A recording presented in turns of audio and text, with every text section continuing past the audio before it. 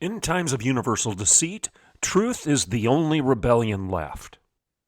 Hi, everybody. I'm Dr. Everett Piper, and this is The Rebellion. Thanks for listening into today's show. Today's topic is anti-Semitism. Pure and simple, let's cut to the chase. It must stop. It must stop, especially within conservative ranks. People who fancy themselves to be conservatives, constitutional conservatives, Christian conservatives, those people who believe in conserving the time-tested truths of God, the time-tested truths of freedom, those truths that have stood the test of time. Anti-Semitism has no place within that camp, within that tent. And we need to tell people to stop posting this stuff and stop saying this stuff. And I don't care who those people are. They may be famous. They may be people that you admire, people whose books you've read, whose comments you've posted. Maybe, perhaps in my case or your case, you've been privileged to be on a show or two of theirs. These people need to stop. And we cannot remain silent. Remember, Dietrich Bonhoeffer, silence in the face of evil is evil itself. God will not hold us guiltless. Not to speak is to speak, and not to act is to act. One more time, silence in the face of evil is evil itself. God will not hold us guiltless.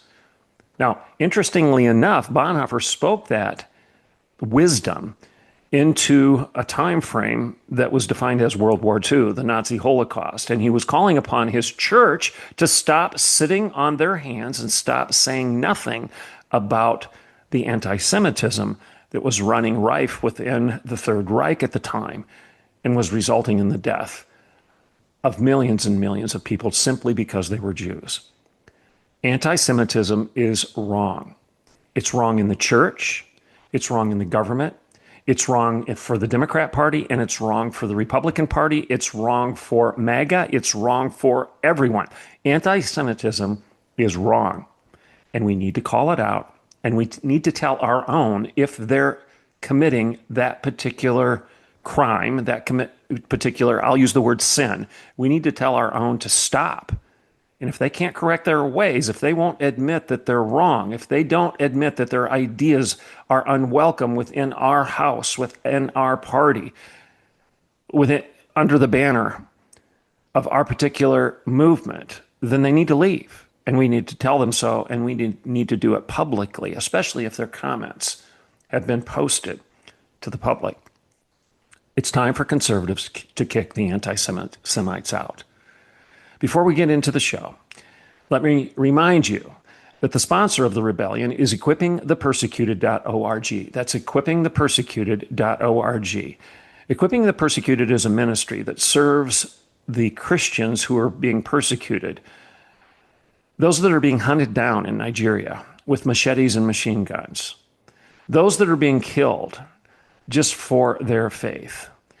In Nigeria, you have approximately 200 million people. So it's close to 2/3 the size of the United States of America. I didn't realize until just recently that it was that large. I didn't know that that many people lived in Nigeria. You have 200 million people, and it's essentially split 50-50. Those who identify as Christians and those who are Muslims.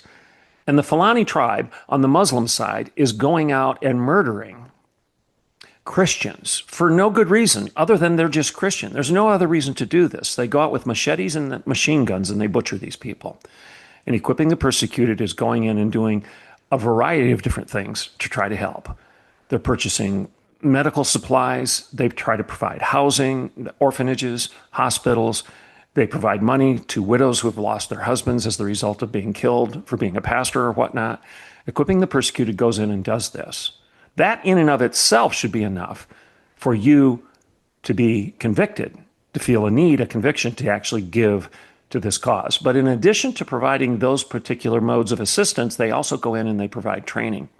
They teach the Nigerians how to defend themselves, how to secure their communities, and hopefully stop the butchery before it starts.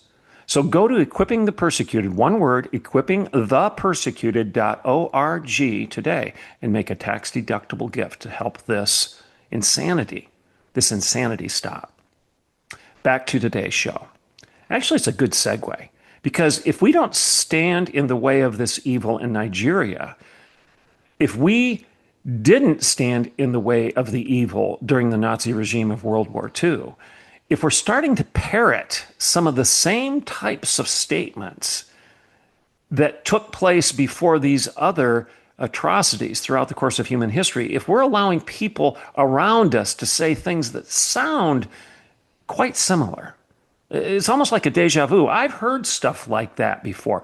If some people within our own circles are saying that, we have to call them out and we have to say, don't say that. And if you really believe that, you're not part of my party. You need to get out. You need to leave my house. You need to leave my party. You're not going to benefit from my hospitality any longer. Put your food down, put your drinks down, get out. I don't want this around me, around my guests, and in my house. I don't apologize for saying that. I treat Facebook like my house, for example. If you're on my Facebook page, you're there because I allowed you to be. I didn't ask you to come, quite frankly. There are very few people that are on my social media that I invited to be part of my social media. They heard that there was a party. They hinted that they'd like to be part of that party. I said, sure, come on in. There's plenty of food. There's plenty of drink to go around. Come to the party. That's the way I treat Facebook. It's my house and it's my party. But if you come, be polite. And if you're going to be rude and if you're going to be stupid, I don't have to let you stay. I'm going to ask you to leave. And if you're spewing anti-Semitism, you've stepped way over the line. You're out. So it's time for conservatives to kick the anti-Semites out, period. And I don't care who they are. I don't care how popular they are. I don't care if they've got millions and millions of followers in social media. I don't care if they've got their own podcast that attracts millions of people. I don't care if they've carried a banner for Trump, for the conservative movement. I don't care if they've been traditionally, quote unquote, Republican. I don't care how much they align with me against the Democrats' lunacy. If you're spewing anti-Semitism, you've stepped over the line. And I have an obligation to say, you will not do that here any longer. It's wrong because my silence is going to be misinterpreted as agreement, and I'm not going to be silent. So let me give you an example of why I'm kind of going on a rant on this. I had to deal with it just this last week. It was on Facebook, and I had a follower respond to something that I posted, and I'm going to butcher his name. It's a Hebrew name. It's a difficult name. He's the Israel Minister of Diaspora Affairs. I believe you pronounce his name Amachi Chikol. Amachi Chikol, the Israeli Minister of Diaspora Affairs, said something on another podcast, another news source. He said something that I thought was very pertinent, so I posted it on Facebook. Essentially, he said this. He said that there's a growing concern among Israeli leaders that people in the West, the United States, Western Europe, don't understand that we are undergoing the same existential threat that his country is presently facing. But it's just a much more subtle way. It's a much more subtle threat in America and in Western Europe than it is in Israel. So I'm going to repeat that because you need to understand the context for my concern and what I did with regard to some people that started responding to me when I posted this on Facebook, on social media. So again, Amachi Chikol, Israel's Minister of Diaspora Affairs, went on another news source and he said that there's a growing concern among Israeli leaders that people in the West don't understand that we are undergoing the same existential threat that his country, Israel, is presently facing, but just in a much more subtle way. Here's a direct quote. I think it is very important for Americans to understand that there is a plan by the Muslim Brotherhood and its proxy organizations such as CARE, the Council on American Islamic Relations, to make America a Muslim state. This is a direct quote. I think it's very important for Americans to understand that there is a plan by the Muslim Brotherhood and its proxy organizations such as CAIR, C-A-I-R, the Council on American Islamic Relations, to make America a Muslim state. He said there's a specific plan to do that. He went on and said, if you want to see where it's already successful, this type of planning is already successful, take a look at what's happening in Belgium. Take a look at what is happening in Britain. The situation in Great Britain, he says, is a disaster. They already have control of London, And they are already in control of other major cities across the country. Close quote. Close quote. So if you want to see the plan, if you want proof that there is a plan, look at what's happening in other Western countries, such as Great Britain. He's saying it's already happening. They have control of London. They have control of other major cities across the land, across England. And look at what's happening elsewhere in Western Europe, such as Belgium. He then went on and he concluded this, and here's a quote again from him. In Europe, you now have an alliance between the left and the Islamists. And you can see the same pattern in the Democrat Party in the United States. People need to be aware of the danger that is coming from political Islam and its use of open borders, cultural agitation, and left-right partnerships to take over your land. Close quote. I want you to hear this. Is there anything that this man is saying that you don't think is true? I don't care who it's coming from. I don't care if it's coming from an Israeli government official or if it's coming from somebody else that lives in these countries and has experienced the facts before their very eyes as to what is happening in terms of the loss of their cultural distinction, the loss of their rights, the loss of freedom, the misogyny, the fact that women can't walk freely on the streets any longer for fear of being raped or hurt in some other way. The loss of religious freedom. You can't speak openly and freely about your disagreement concerning religious ideas any longer because you may be labeled hateful, and hate language has been outlawed, and you could actually be thrown in jail if you say something that someone else, perhaps a government official who's been elected to the mayor of London, someone else who's a Muslim, an Islamist, someone like Zohran Mamdani, who's running for the mayor of New York City, who is a jihadist, who aligns with this type of thinking, or perhaps the guy who's running for the mayor of Minneapolis. Perhaps these people have the same agenda as the mayor of London. The people that this minister of diaspora affairs from Israel is warning us about. He's saying that the Muslim Brotherhood and its proxy organizations, its proxy officers, its proxy people and leaders across the Western world, they have an agenda to make America a Muslim state. And if you want to see where it is already successful, take a look at Belgium and Great Britain. It's happening across the Western world. In Europe, you now have an alliance between the left and the Islamists. And you can see the same pattern in the Democrat Party in the United States.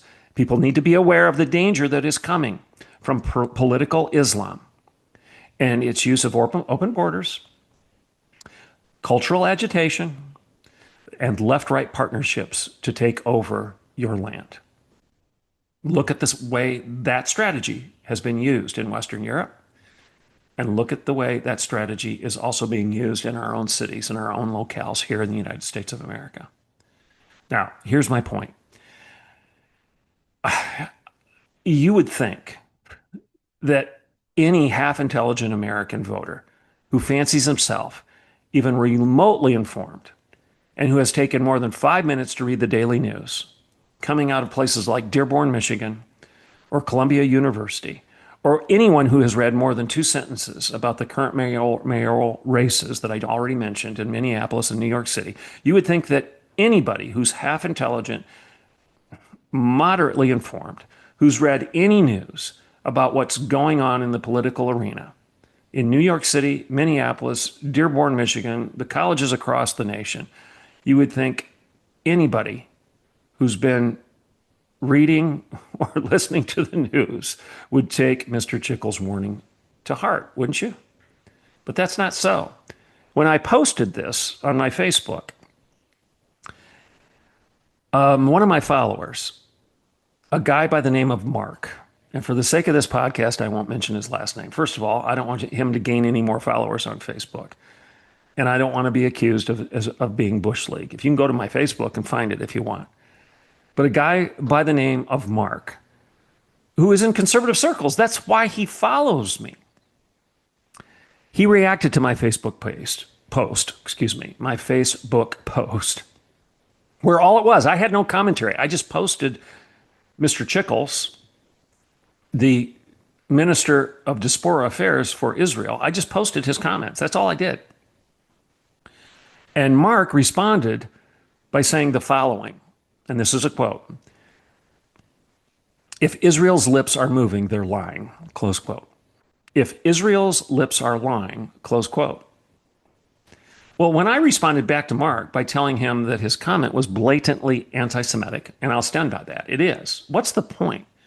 Why in the world don't you debate the issue if you disagree that we're under threat from Islamists, if you don't think there's a plan by the Muslim Brotherhood and other jihadist organizations that believe in taking over the Western world because they explicitly say that's their goal? If you don't think we're at risk because they say that we're the great Satan and that we should be eliminated from the face of the earth, just as Israel should be, if you don't think that's a threat, then make your point, make your case, try to debate it. But don't venture into these insults, which I would say are blatantly racist and bigoted, by saying if someone's lips are moving, if somebody of that race, of that nation, of that cut of cloth, if you will, if somebody like that, if their lips are moving, they're lying. Don't do that. That is anti-Semitism when you're expressing that view toward Jews. If you're saying, hey, if a Jew's lips are moving, then he's lying. That's wrong. That's anti-Semitic. So when I responded to Mark on my Facebook by telling him that, he fired back immediately. And he quoted the Old Testament prophet Amos, okay, who's a Jew, by the way. So he quotes the Old Testament prophet Amos, who's a Jew. Mark does that to try to make an anti-Jewish point. And here's the quote he used from Amos. It's chapter 9, verse 8. Behold, the eyes of the Lord Jehovah are upon the sinful kingdom, and I will destroy it from off the face of the earth. Okay, that's what he posted. All right.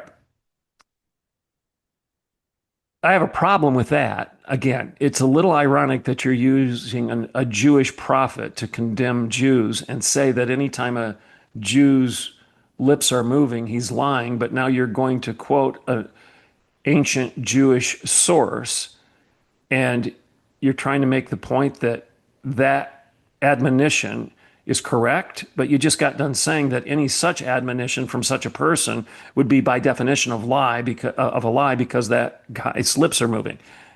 This apparently escapes Mark. But that said, he wasn't done. So he also ignored the second half of this Bible verse, by the way. All right? The second half of that Bible verse literally says, save that I will not utterly destroy the house of Jacob. So if you read the entire passage in context, it says this, behold, the eyes of the Lord Jehovah are upon the sinful kingdom. I will destroy it from off the face of the earth, save that I will not utterly destroy the house of Jacob. Except that I will not utterly destroy the house of Jacob. So this passage that my buddy Mark is using actually shows favoritism to some extent to Israel, because it says, I'm going to exempt the house of Jacob, my chosen people, from utter destruction from the face of the earth.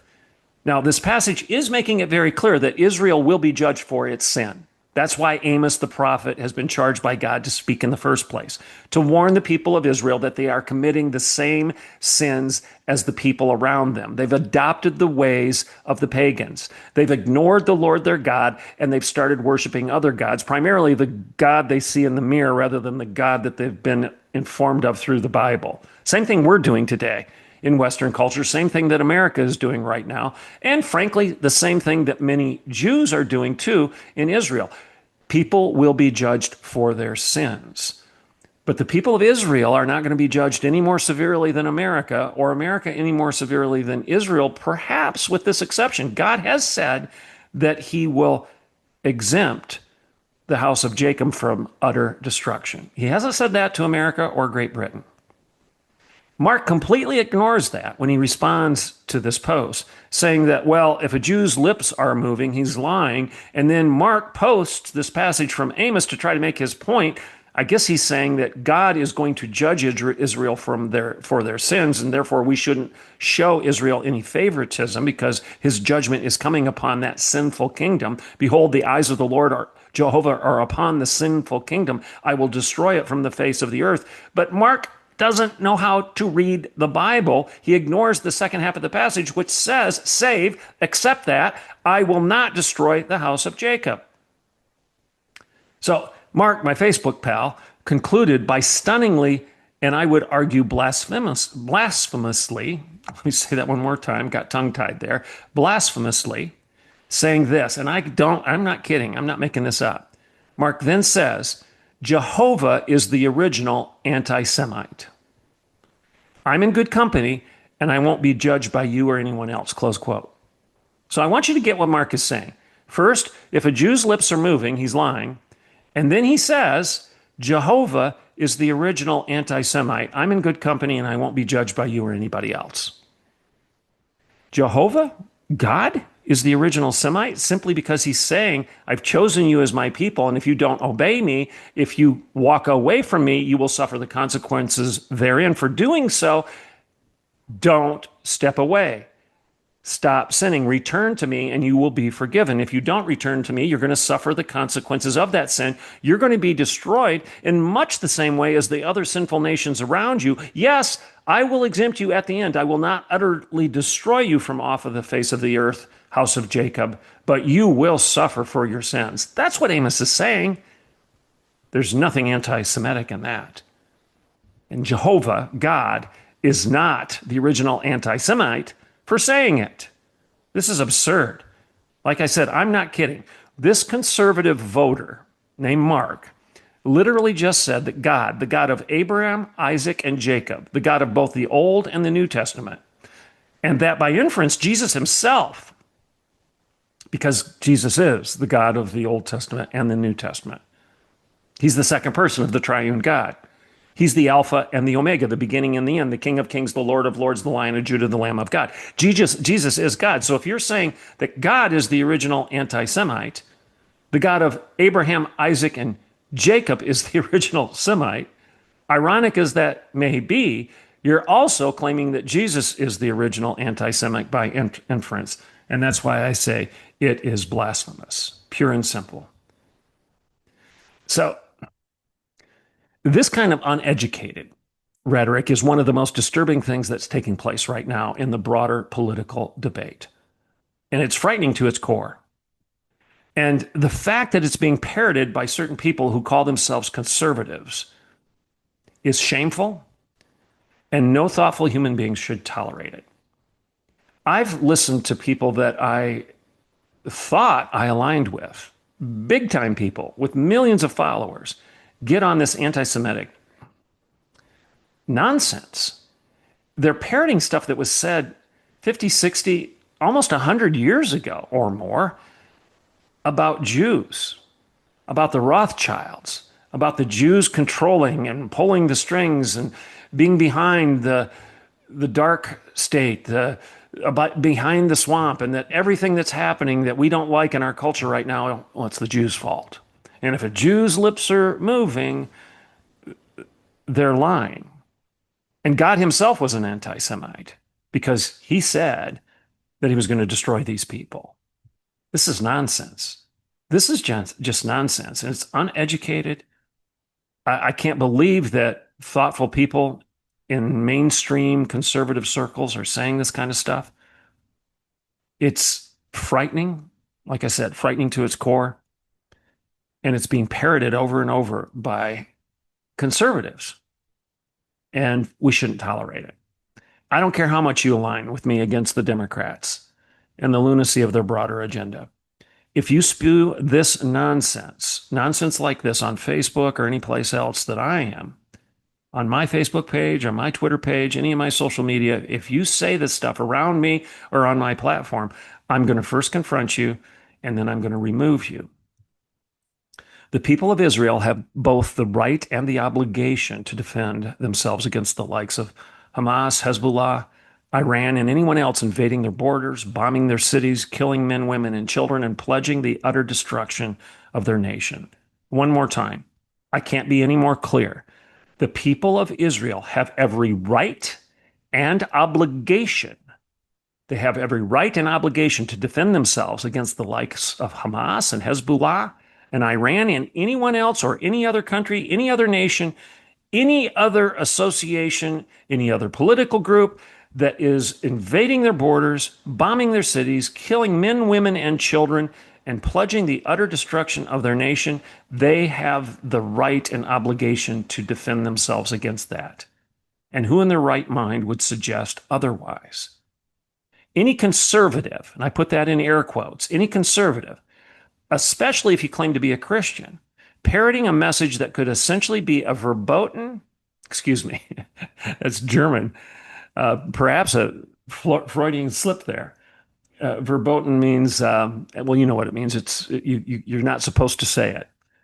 What I meant to say is if you're essentially quoting a verbatim statement, a verbatim quote from the 1930s, any conservative claiming to be Christian who's parroting a message that could be a verbatim quote of the 1930s is not welcome on my social media, in my house, or at any of my events. No, no, no. My tent, if you will, is not big enough for you. If you're spouting off this nonsense that somebody in Hitler's Germany was saying, well, you know, the Jews, they're born liars. If their lips are moving, they're lying. And Jehovah himself, God himself, was going to kill these people because they're rats. They're terrible human beings. They're vermin. They should be verboten. If you're quoting stuff like that, nearly verbatim quotes of stuff that was said in the 1930s, if you're saying it on my social media, like I said, my Facebook is my house. It's my party. And you are not welcome. Get out. Get out. You are not welcome on my platform, in my house, at my party, if you say stuff like that. All Republicans, all true constitutional conservatives should be very quick to condemn this type of asinine talk and this foolish bigotry. It shouldn't take us more than 5 seconds to say, it's my house, and you will not enjoy my hospitality if you are this misguided, rude, wrong, and stupid. Leave of your own volition, or I will remove you myself. You get it? Period. It's my house. You will not enjoy my hospitality if you're this wrong, rude, misguided, misinformed, and just frankly stupid. No, don't say stuff like that. I don't have to let you stay. And don't give me this free speech nonsense. You're free to say your stupidity. You can spew your nonsense someplace else. You probably won't get thrown in jail for it. In fact, keep saying it, because then people will recognize how ridiculous you really are. But you're not going to say it around me, and you're not going to say it at my party. It's rude, it's wrong, it's stupid. Get out. If anyone is so blinded by their hatred of the Jewish people that they can't see that they're being played big time by a caliphate that seeks the ultimate destruction of everything we pretend to stand for and everything we claim to believe. Anybody who can't see that is either mentally deranged or just deluded, a simple racist. And you should have no place at any political table, in my view. It's time for the true conservatives to say so and tell the anti-Semites to get out. Just get out. I'm Dr. Everett Piper, and this is The Rebellion.